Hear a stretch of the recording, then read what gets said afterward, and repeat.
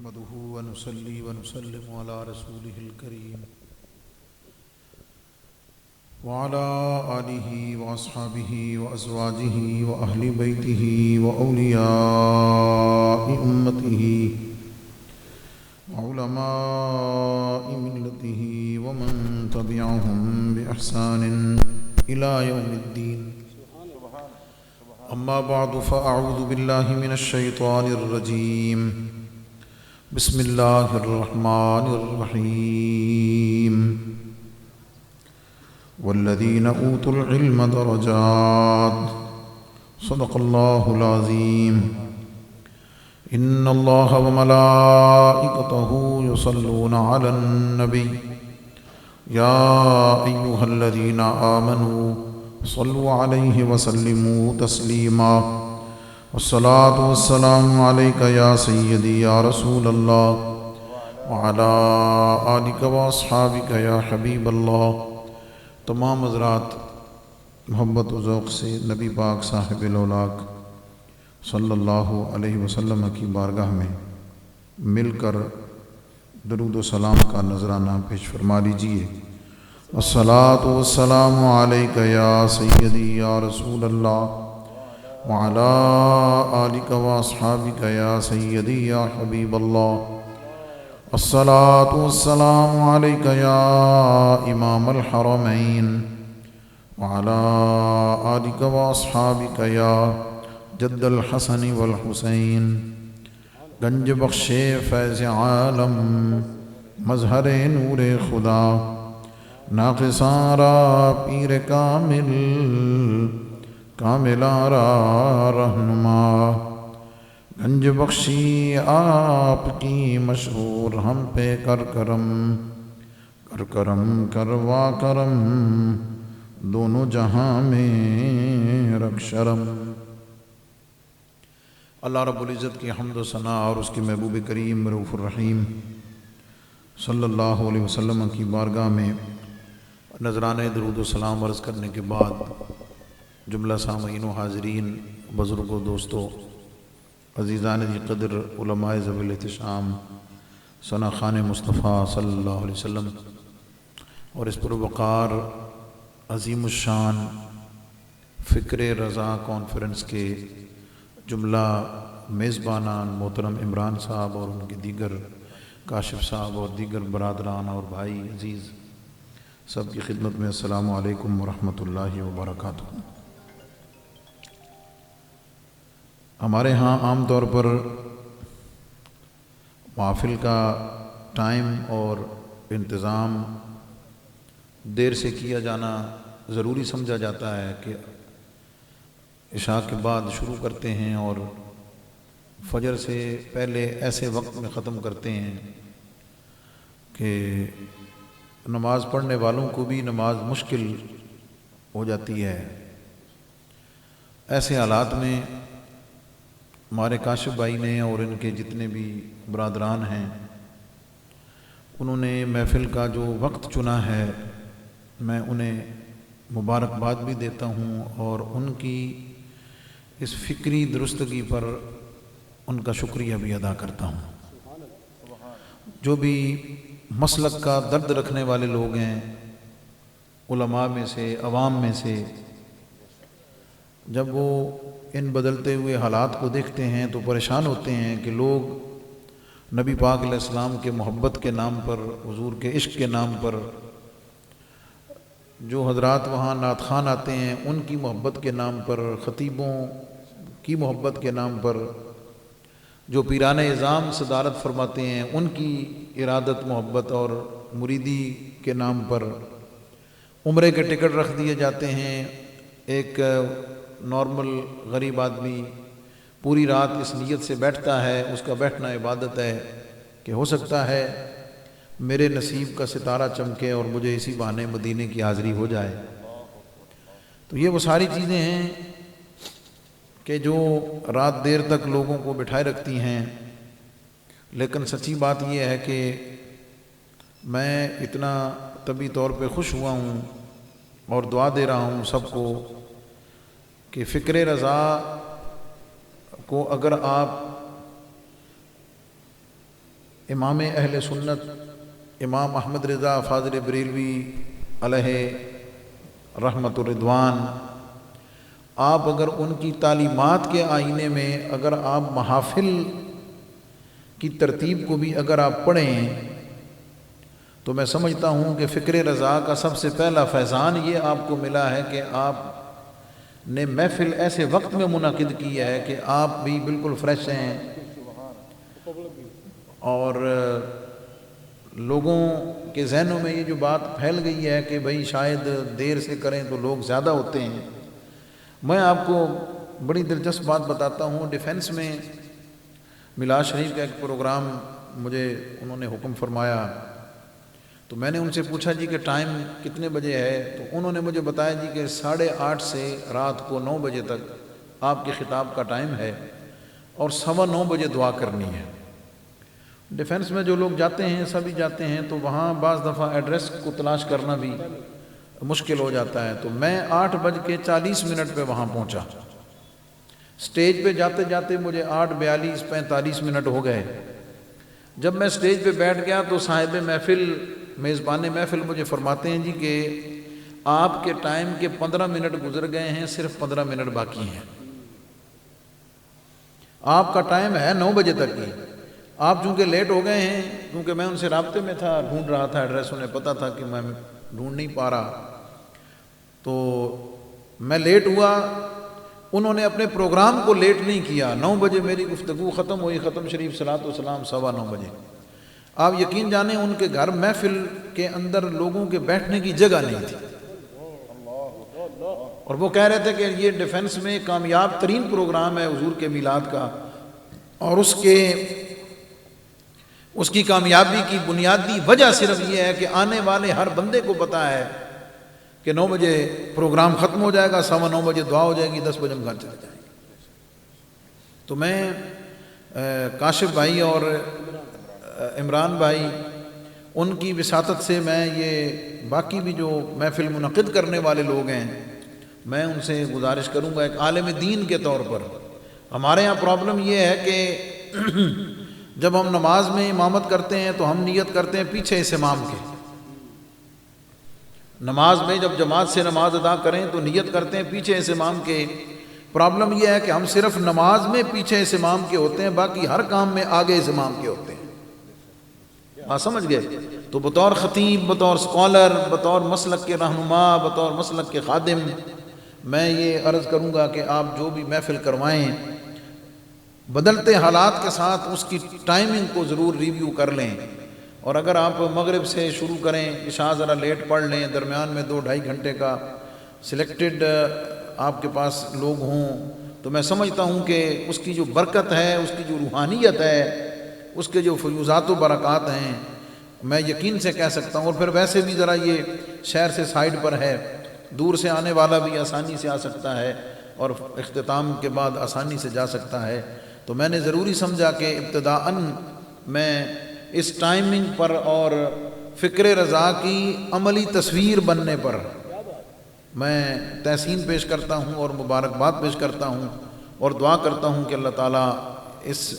فکری اور اس خوبصورت پروگرام میں میری آپ کی حاضری کو اللہ قبول فرمائے۔ فکر رضا کیا ہے؟ میرے پاس ایک میری لائبریری میں پمفلٹ پڑا ہوا ہے، اس کا عنوان ہے بر صغیر کا مظلوم مفکر۔ بر صغیر کا مظلوم مفکر۔ اچھا، میں نے اس کو بڑی دلچسپی سے لیا کہ یہ کس کے بارے میں ہے۔ آپ حیران ہوں گے کہ لکھنے والے نے وہ امام اہل سنت مجدد دین و ملت الشاہ احمد رضا خان فاضل بریلوی کو لکھا کہ اللہ رب العزت نے ہندوستان کی سرزمین پر، پروردگار عالم نے ہندوستان کی سرزمین پر ایک ایسی نابغہ اثر ہستی کو پیدا فرمایا جس نے اپنے علم سے، اپنی تحقیق سے، اپنی ریسرچ سے، قرآن و سنت پر اپنی مضبوط گرپ سے، اپنے اجتہاد سے، اپنی بالغ نظری سے، اپنے منفرد طرز استدلال سے، اور خاص طور پر لوگوں کے دلوں میں عشق مصطفیٰ کے فروغ کے لیے اللہ نے ایک ایسی بے مثل و بے مثال ہستی کو وجود بخشا کہ اگر ہندوستان کے لوگ تمام تر مفادات اور ریزرویشن سے نکل کر اسی امام کو پکڑ لیتے تو اللہ رب العزت کے فضل سے وہ دنیا میں بھی کامیاب ہو جاتے، وہ آخرت میں بھی کامیاب ہو جاتے۔ نعرہ تکبیر، لیکن نعرہ رسالت، فیضان اعلی حضرت۔ لیکن ہوا کیا؟ ہوا یہ کہ ہماری نظروں میں، عام لوگوں کی نظروں میں امام اہل سنت کی پہچان، امام اہل سنت کی پہچان صرف اتنی رہ گئی ہے کہ آپ شاید بہت بڑے نعت کو شاعر تھے۔ معذرت کے ساتھ عام لوگ یہی سمجھتے ہیں، ہدایت بخشش جو ہے آپ کا نعتیہ کلام ہے۔ چونکہ نعت خوانی کو فروغ ملا اور لوگوں کے دلوں میں اعلیٰ حضرت کے کلام کی وجہ سے نبی پاک علیہ الصلوۃ والسلام کے محبت کے چراغ روشن ہوئے، کیا بات ہے۔ اس لیے کہ امام اہل سنت کے قلم سے نکلا ہوا ہر شعر، امام اہل سنت کے قلم سے نکلا ہوا ہر شعر یا تو قرآن کی آیت کی تفسیر ہے یا حضور کی کسی حدیث کی تشریح اور توضیح اور شرح ہے۔ یہ اگر میں اسی جملے پر آپ کو استشہاد پیش کرنا شروع کر دوں، آپ کو اگر وقت ملے نا جناب، تو صرف جو سلام نبی پاک علیہ السلام کی بارگاہ میں پیش کیا گیا، مصطفیٰ جان رحمت پہ لاکھوں سلام، اس دل افروز ساتھ پہ لاکھوں سلام، آپ کو میں ایک بڑی دلچسپ بات عرض کرتا ہوں آپ کی توجہ کے لیے۔ آپ وہ پورے کا پورا سلام حاصل کریں، پورے کا پورا سلام آپ حاصل کریں اور آپ اس پورے سلام کو ترتیب سے پڑھیں۔ آپ اس پورے سلام کو ترتیب سے پڑھنا دیکھنا شروع کر دیں گے، آپ حیران ہو جائیں گے۔ ایک طالب علم کی حیثیت سے اور اپنے مسلک کا ترجمان ہونے کی حیثیت سے آپ کو میں یہ عرض کر رہا ہوں، آپ نبی پاک علیہ الصلوۃ والسلام کا سراپا جو حسن مبارک ہے، جو نبی پاک علیہ الصلوۃ والسلام کا حلیہ مبارک ہے، جو نبی پاک علیہ الصلوۃ والسلام کا پورے کا پورا جسم اطہر ہے، حضور علیہ السلام کی جو لباس بشریت کی جو شانیں ہیں، آپ ایک ایک شعر اس کا پڑھتے چلے جائیں۔ کسی شعر میں حضور کے ابرو کی تعریف ہے، کسی میں حضور کی آنکھوں کی تعریف ہے،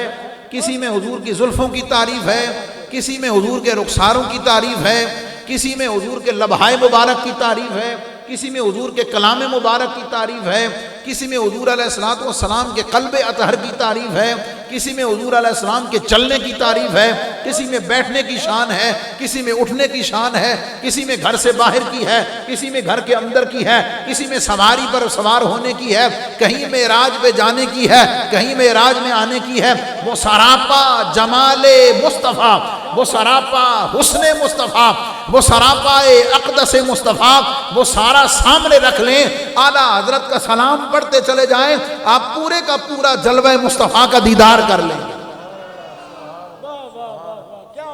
پورے کا پورا۔ قصیدہ معراجیہ کو پڑھ لیں، قصیدہ نور کو پڑھ لیں، حضور سیدی غوث پاک کی بارگاہ میں نذران عقیدت و محبت پڑھ لیں، اپنے شیخ کریم رحمت اللہ تعالیٰ علیہ ان کی بارگاہ میں نذران محبت پڑھ لیں، صحابہ کی شان کو پڑھ لیں، اہل بیت اطہار کے ترانوں کو پڑھ لیں، اولیاء کی شان اور تصرفات کو پڑھ لیں، آپ حیران ہو جائیں گے کہ وہ سارے کا سارا ایک پوری کی پوری کتاب، ایک عالم کا پورا علم، ایک خطیب کا پورا خطاب، گھنٹے کا ایک طرف، میرے امام اہل سنت کا ایک مصرع ایک طرف۔ ہم نے لوگوں کو نعرہ تکبیر، ہاتھ کھڑے کر کے، ہاتھ کھڑے کر کے، نعرہ تکبیر، نعرہ رسالت، نعرہ رسالت، فیضان رضا۔ اور ایک جملہ میں اور عرض کر دوں، اور میں پورے یقین اور وثوق کے ساتھ یہ کہہ رہا ہوں، اور میں چاہوں گا کہ آپ باقی جملوں کی طرح اسے بھی پوری توجہ سے سنیں۔ آج اگر میں اور آپ سنی ہیں، میں بہت بڑی بات کرنے لگا ہوں آپ سے، میں اور اگر آپ سنی ہیں، سنی کا مطلب ہم خوش عقیدہ ہیں. میں اور آپ اگر اللہ کے محبوب علیہ السلام سے سچی محبت کرتے ہیں، مجھے اور آپ کو اگر وہ عقیدہ اگر آج حاصل ہے جس کا تسلسل حضور کے صحابہ اہل بیت تک پہنچتا ہے، تو میں پورے یقین سے کہہ رہا ہوں اللہ کا فضل تو ہے ہی صحیح. مجھے عادت نہیں ہے لوگوں سے سبحان اللہ کرانے کی، اس لیے کہ میں اپنی باتوں کو اس قابل نہیں سمجھتا کہ اس بات پر سبحان اللہ کہیں، لیکن نبی کی شان سن کر ضرور سبحان اللہ کہہ دیا کریں. میں اور آپ اگر آج سنی ہیں، میں اور آپ اگر خوش عقیدہ ہیں، میں اور آپ اگر حضور کے میلاد کے نام پر جمع ہیں، میں اور آپ اگر حضور غوث پاک کے نام پر جمع ہوتے ہیں، میں اور آپ اگر داتاری حجویری کی بارگاہ میں حاضر ہوتے ہیں، میں اور آپ اگر خواجہ اجمیری سے محبت کرتے ہیں، میں اور آپ مجدد الفسانی کو جانتے ہیں، میں اور آپ اگر ان تمام اکابرین کی بارگاہوں میں حاضری دینا اپنے لیے شرف سمجھتے ہیں، میں اور آپ اگر حضور کی نعتیں پڑھتے ہیں، میں اور آپ اگر علم سے محبت کرتے ہیں، میں اور آپ اگر اپنی مساجد میں الصلاۃ والسلام علیک یا رسول اللہ کے نعرے بلند کرتے ہیں، میں اور آپ اگر جمعہ کی نماز پڑھ کے مصطفیٰ جان رحمت پہ لاکھوں سلام کا نذرانہ پیش کرتے ہیں، میں اور آپ اگر حضور کا نام سن کر انگوٹھے چم کر آنکھوں کو لگانا اپنے ایمان کا حصہ جز سمجھتے ہیں، میں اور آپ اگر عرس منعقد کرتے ہیں، میں اور آپ 11ویں شریف منعقد کرتے ہیں، تو یہ سارے کا سارا صدقہ ہے امام اہل سنت امام محمد رضا.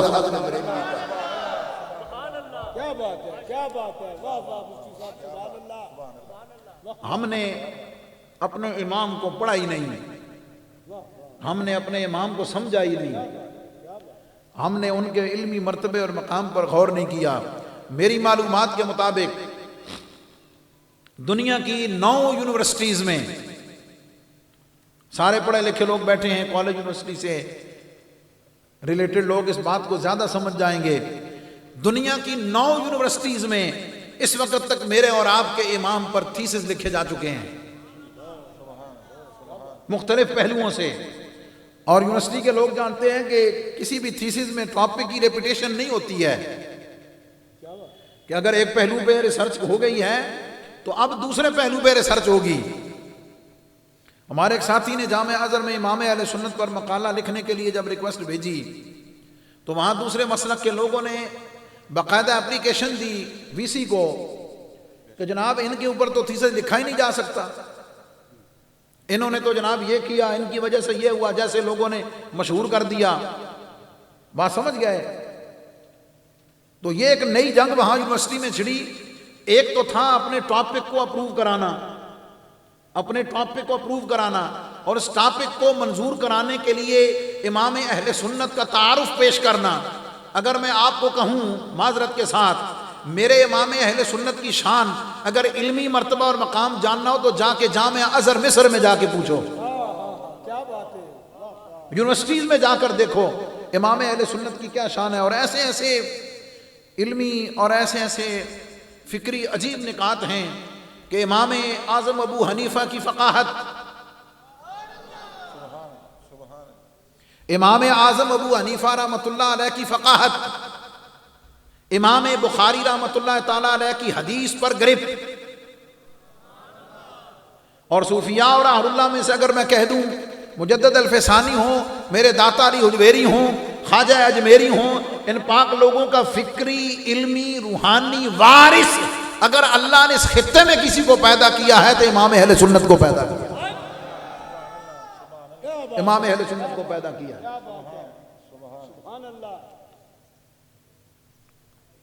ڈال دی قلب میں عظمت مصطفیٰ، یہ ایڈا سوکھا کام نہیں. ہاں جی، ڈال دی قلب میں عظمت مصطفیٰ سیدی اعلی حضرت پہ لاکھوں سلام. میں اور آپ خوش نصیب ہیں کہ اللہ تعالیٰ نے ہمیں اتنا بڑا امام عطا فرمایا ہے. اور ایک بات اور یاد رکھیں، علم، فقاہت، محنت بڑے بڑے لوگ کرتے ہیں، لیکن اس میں برکت اس وقت پڑتی ہے جب وہ بارگاہ مصطفیٰ میں قبول ہو جاتا ہے. میرا اور آپ کے امام کو یہ منفرد اعزاز حاصل ہے. آپ دنیا میں کہیں بھی چلے جائیں، یورپ، امریکہ، برطانیہ، South Africa, Middle East, Iran, یہ پوری پٹی، آل اوور دا ورلڈ آپ چلے جائیں، پوری دنیا میں آپ کہیں بھی چلے جائیں، آپ حیران ہو جائیں گے کہ آپ کسی بھی مسلک کے حق اہل سنت و جماعت کی مسجد میں جائیں، آپ اپنے مسلک کی کسی بھی مسجد میں چلے جائیں، آپ جمعہ کی نماز ادا کر لیں، آپ جمعہ کی نماز ادا کر لیں، جمعہ کی نماز ادا کرنے کے بعد اس شاخان مصطفیٰ جب مصطفیٰ جان رحمت پہ لاکھوں سلام کا قصیدہ پیش کرتے ہیں تو آپ سوچ لیں کہ روئے زمین پر جب مصطفیٰ جان رحمت کا ترانہ پیش کیا جاتا ہوگا تو اعلیٰ حضرت بھی کتنے خوش ہوتے ہوں گے اور بارگاہ مصطفیٰ میں قبولیت کی حاضری کتنی لگتی ہوگی۔ بات سمجھ گئے؟ اور یہ وجہ کہ نبی پاک علیہ السلام کا عشق و محبت، اس لیے کہ امام اہل سنت کا اگر دوسرا نام رکھنا چاہیں یا دیکھنا چاہیں تو امام عشق و محبت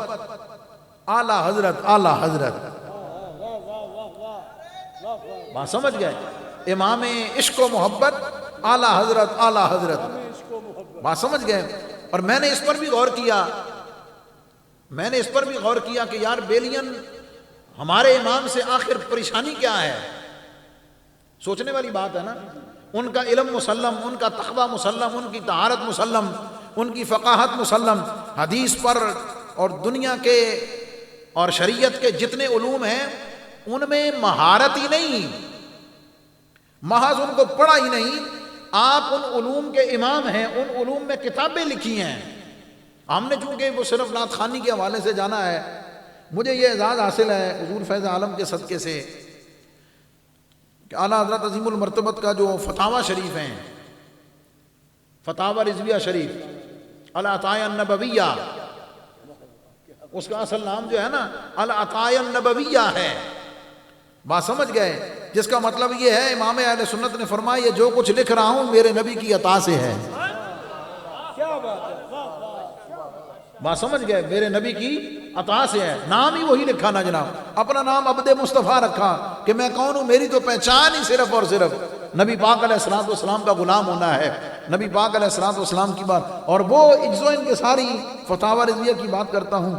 میں جھوم جاتا ہوں پڑھ کے۔ آپ فرماتے ہیں سارا کچھ کر کے نا ایک دن کیا فرمایا، کاش محشر میں جب ان کی آمد ہو، اور کہہ دو زور سے سبحان اللہ، تمنا کی نا، اپنی آرزو پیش کی، کاش محشر میں جب ان کی آمد ہو، اور ذرا منظر دیکھیں، کاش محشر میں جب ان کی آمد ہو اور بھیجیں سب ان کی شوکت پہ لاکھوں سلام، بھیجیں سب ان کی شوکت پہ، صدیق اکبر سے لے کر ادنا غلام تک، حضور کے سارے امتی صحابہ اہل بیت، جب نبی پاک علیہ السلام کی جلوہ گری ہو، جب نبی پاک علیہ السلام کی آمد اور تشریف آوری ہو تو منظر یہ بنا ہوا ہو کہ کاش محشر میں جب ان کی آمد ہو اور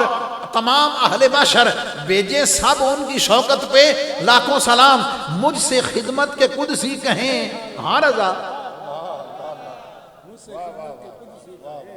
کیا مطلب؟ اس وقت جو فرشتے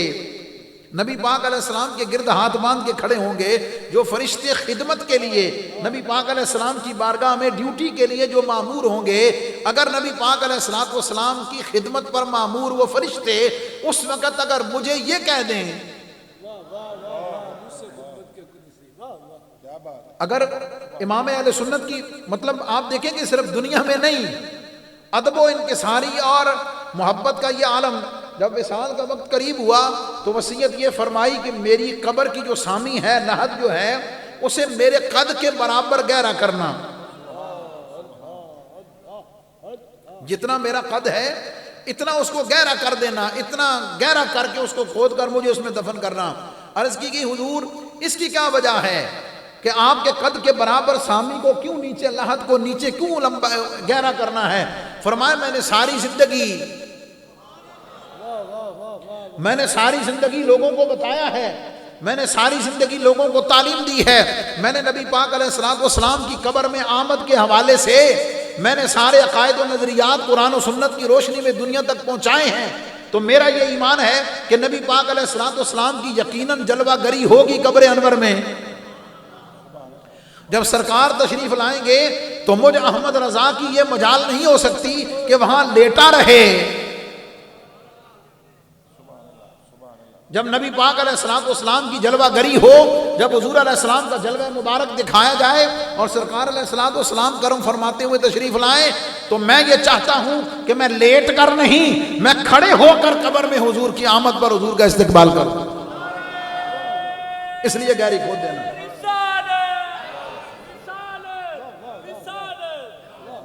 تو کاش محشر میں جب ان کی آمد ہو اور بیجے سب ان کی شوکت پہ لاکھوں سلام، اس وقت مجھ سے خدمت کے قدسی مانا فرشتے، مجھ سے خدمت کے قدسی کہیں ہاں رضا۔ کیا مطلب؟ اے احمد رضا، تو نے ساری زندگی محبوب کی ثنا خوانی کی ہے، تو نے ساری زندگی محبوب کی عزت و عظمت پر پہرا دیا ہے، تو نے اپنے قلم کے ذریعے، تو نے اپنی تحریر کے ذریعے، تو نے اپنی سوچ کے ذریعے، تو نے اپنے افکار کے ذریعے، تو نے اپنے نظریات کے ذریعے، تو نے ہر شے کو اپنے محبوب کے قدموں میں نشاور کر دیا ہے۔ آج باری ہے مجھ سے خدمت کے قدسی کہیں ہاں رضا۔ جب مجھے فرشتے کہیں نا کہ ہاں بھائی رضا بول ذرا ہن تو، حسان بھی کھڑے ہیں، عبداللہ بن رواحہ بھی کھڑے ہیں، عبد الرحمن جامی بھی کھڑے ہوئے ہیں، حضور کے سارے ثنا خان تعریف کرنے والے کھڑے ہوئے ہیں، احمد رضا بھی ان کے پیچھے کھڑا ہوا ہوگا، اور پھر جب اجازت ملے گی کہ مجھ سے خدمت کے قدسی کہیں ہاں رضا، تو میں ہاتھ باندھ کر اس وقت عرض کروں گا مصطفیٰ جان رحمت پہ لاکھوں سلام۔ یہ ہے وہ کیفیت۔ بات سمجھ گئے؟ اور یعنی شعری ادب میں علمی فقاہت کے اعتبار سے، حدیث کے اعتبار سے نبی پاک علیہ السلام کی نام نامی اس میں گرامی سن کر انگوٹھے چومنے پر سوال کیا گیا، تو آپ نے اس کے جواب میں جو رسالہ لکھا ہوا ہے امام اہل سنت مجدد دین و ملت شاہ احمد رضا خان فاضل بریلوی رضی اللہ تعالی عنہ نے تنویر العینین فی تقبیل ابہامین، اس رسالے میں اصول حدیث اور حدیث کے حوالے سے امام اہل سنت نے جو ریسرچ کر دی ہے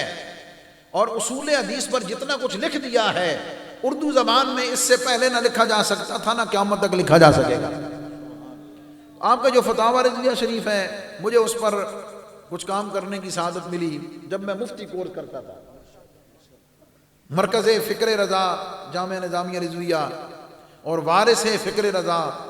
مفتی اعظم پاکستان حضرت مفتی محمد عبد القیوم ہزاروی رحمۃ اللہ تعالی علیہ، ان کے بعد ان کے جانشین حضرت صاحبزادہ عبد المصطفیٰ ہزاروی صاحب زیدہ مجدہ، ان کے حکم پر میں نے وہ تحریر کیا۔ اس کی 33 جلدیں ہیں، 33 والیومز ہیں اس وقت۔ 2 جلدیں اس میں فہرست کی ہیں، ایک جلدہ اس میں انڈیکس اشاریہ کا ہے، اس کی اپنی جلدیں 30 ہیں۔ بات سمجھ گئے؟ اس کے تعارف کو عرض کرنے کی ضرورت نہیں، ورنہ پورا وقت اسی میں گزر جائے گا، پورا دن اس میں بیان کیا جا سکتا ہے۔ میں نے جب اس پہ کام شروع کیا تو مجھے بہت کم ٹائم دیا گیا، ہزاروں صفحات پر مشتمل، ہزاروں فتاوی پر مشتمل یہ علمی وقی کام جو میرے ذمہ لگا، آپ حیران ہو جائیں گے کہ میں اسے صرف اور صرف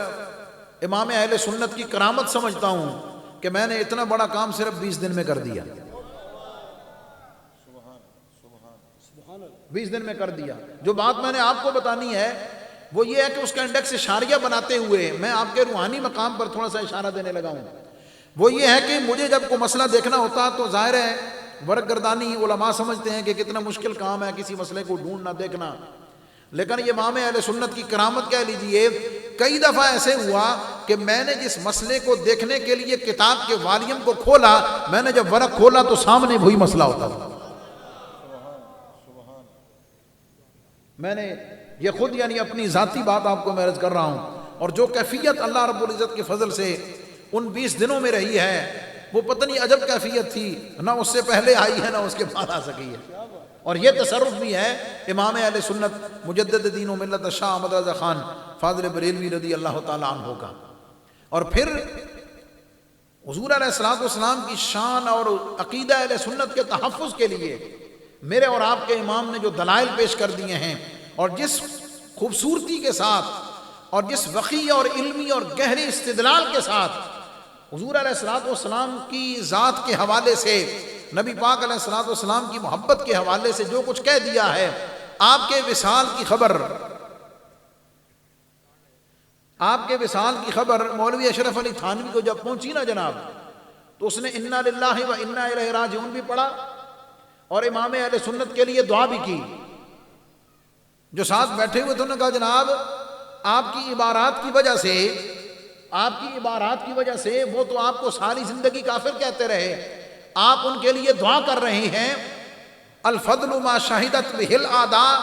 فضیلت وہ ہوتی ہے کہ جس کی گواہی دشمن بھی دے دے۔ اپنوں نے تو ہاتھ اٹھانے ہی ہوتے ہیں، نعرے بلند کرنے ہی ہوتے ہیں، بات یہ ہے کہ جو مخالف ہے، کمال وہ ہے کہ جو مخالف بھی مان لے۔ قرآن مجید کی آیات اترتی نا مدینہ منورہ میں، ابو جہل، ابو لہب اور اس طرح کے سارے لوگ جو ہیں وہ مخالفت کرتے، حضور علیہ السلام کے غلاموں کو تکالیف دیتے، پریشان کرتے۔ تو ایک دن یہ آپس میں بیٹھے ہوئے تھے، کعبے کی دیوار کے ساتھ ٹیک لگائے ہوئے آپس میں بیٹھے ہوئے تھے،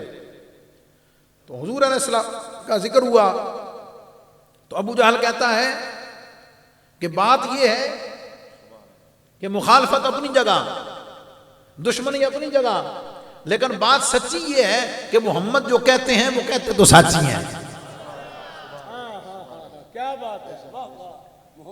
محمد جو فرماتے ہیں، محمد جو کہتے ہیں وہ بات تو صحیح کہتے ہیں، بات ان کی ٹھیک ہے، لیکن ہم اپنے خاندانی وجاہت اور سرداری کے چکر میں اور مخالفت کے چکر میں ہم نہیں مانتے، لیکن بات جو محمد صلی اللہ علیہ وسلم کہتے ہیں وہ سچ ہے۔ الفضل ما شہدت بہ الاعداء، کمال وہ ہے کہ دشمن بھی جسے مان لے۔ مولانا اشرف علی تھانوی سے کہا گیا کہ جناب وہ تو ساری زندگی آپ کو دائرہ اسلام سے خارج کہتے رہے، آپ ان کے لیے دعا مانگ رہے ہیں۔ انہوں نے کہا بات یہ ہے کہ میرا یہ ایمان ہے کہ احمد رضا نے اگر مجھے کافر بھی کہا ہے تو حضور کی محبت میں کہا ہے۔ ان کی محبت، ان کا عشق نبی پاک علیہ الصلوۃ والسلام سے جس درجے کو پہنچا ہوا تھا، اس کا تقاضا یہی تھا کہ جو کچھ ہم نے کہا وہ انہوں نے تسلیم کیا۔ کہنے کا مقصد یہ ہے کہ کشتہ عشق مصطفیٰ، کشتہ عشق مصطفیٰ اگر کسی ذات کا نام ہے تو وہ میرا اور آپ کا امام ہے احمد رضا۔ تو ضرورت اس بات کی ہے کہ ذرا صرف اس نعت خوانی کے ماحول میں ہی سمجھ آ گئی، وہ تو ان کی شخصیت کا ایک پہلو ہے، شعر و ادب۔ آپ کا شاعر ہونا، شعر و ادب کے ساتھ آپ کا منسلک ہونا، یہ تو بالکل ایک سائیڈ کی بات ہے۔ میرے اور آپ کا جو اللہ نے ہمیں امام دیا ہے، اس کا علم، اس کی فقاہت، حدیث پر اس کی نظر، قرآن مجید کی آیات کی تفاسیر پر اس کی نظر، اور استدلالات اور فقہی تفردات اور علمی جو مقام ہے، اپنے تو اپنے ہیں، وہ آج غیر بھی ماننے پر مجبور ہیں۔ بات سمجھ گئے؟ اور فکر رضا کا اصل پیغام عشق مصطفیٰ ہے، یاد رکھنا۔ بات سمجھ گئے؟ اور آپ نے جس انداز کے ساتھ متنبع فرمایا ہوا ہے وہ بھی میرے امام کا اپنا ہی خاصہ ہے، میرے امام کا اپنا ہی خاصہ ہے۔ اور اس پر بھی ایک ایک شعر اور ایک ایک بات اس طریقے سے آپ نے ارشاد فرما دی ہے کہ میں سمجھتا ہوں کہ اس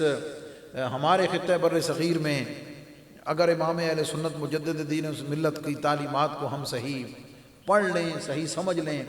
اور اس کے مطابق اگر ہم اپنے مدارس کے نظام کو، اپنے تعلیم کے نظام کو، اپنے تربیت کے نظام کو، اپنے عقیدے کے نظام کو اور امام اہل سنت کے افکار اور ان کی تعلیمات کو اگر ہم اپنا کے آگے چل پڑیں تو آپ یقین جانیے، میں جملہ کہا کرتا ہوں کہ باقی چیزیں تو اپنی جگہ ہیں، صرف امام اہل سنت کو پڑھ لیا جائے۔ محمد شریف گل صاحب جو ہے نا رحمۃ اللہ تعالیٰ علیہ، وہ فتاوی رضویہ شریف کے کاتب ہیں، کیونکہ اس وقت کمپیوٹر نہیں تھا،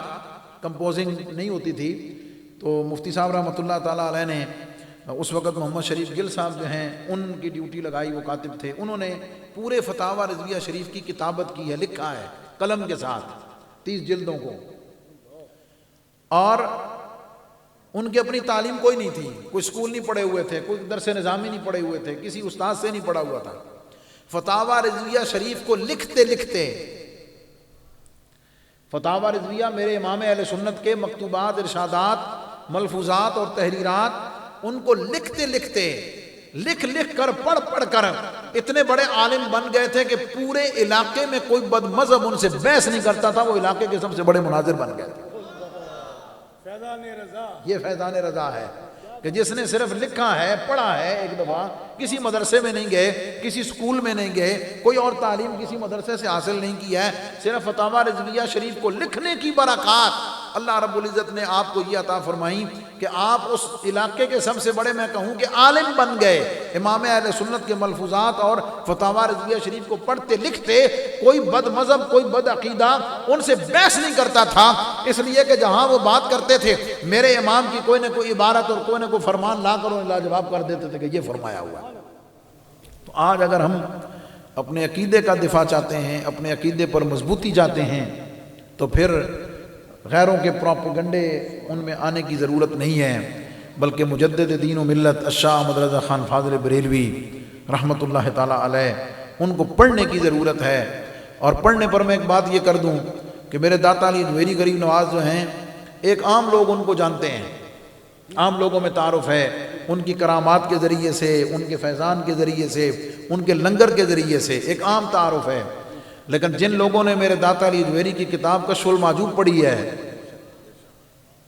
بات سمجھ گئے، جنہوں نے کشف المحجوب شریف داتا علی جویری غریب نواز کی کتاب کو پڑھا ہے، ان کو صحیح پتہ چلتا ہے کہ داتا علی جویری کی شان کیا ہے۔ بات سمجھ گئے، ایک ہوتی ہے سن کر، ایک ہوتی ہے پڑھ کر، بات سمجھ گئے۔ تو سن کر لوگوں عوام الناس کے ذریعے سے مرتبہ اور مقام اور پتہ چلتا ہے، لیکن جب ان کے ملفوظات کو پڑھ لیں تو پھر پتہ چلتا ہے کہ حضور داتا علی جویری غریب نواز کی علمی شان کیا ہے، فکری شان کیا ہے، اور عقیدے کا کیسے تحفظ فرمایا ہوا ہے، اور کس طریقے سے اپنے غلاموں کی فکری بالیدگی کا سارا سامان اس کتاب میں موجود ہے۔ اس لیے میں زور اس پر دے رہا ہوں، دوبارہ اس خوبصورت وقت کے انتخاب کی تحسین کرتے ہوئے، میزبانان محفل کو دعا دیتے ہوئے، تمام حاضرین محفل کی حاضری کی قبولیت کی دعا کرتے ہوئے، یہ دعوت فکر دیتے ہوئے کہ فکر رضا عشق مصطفیٰ ہے، ادب مصطفیٰ ہے، محبت مصطفیٰ ہے۔ حضور علیہ الصلوۃ والسلام کی محبت میں، عشق میں فنا ہو جانے کا نام فکر رضا ہے۔ اللہ کی بارگاہ میں دعا ہے کہ پروردگار عالم ہمیں اعلیٰ حضرت کی فکر کو سمجھنے کی اور حقیقی معنوں پر اس پر عمل پیرا ہونے کی توفیق عطا فرمائے۔ السلام علیکم ورحمۃ اللہ تعالیٰ وبرکاتہ۔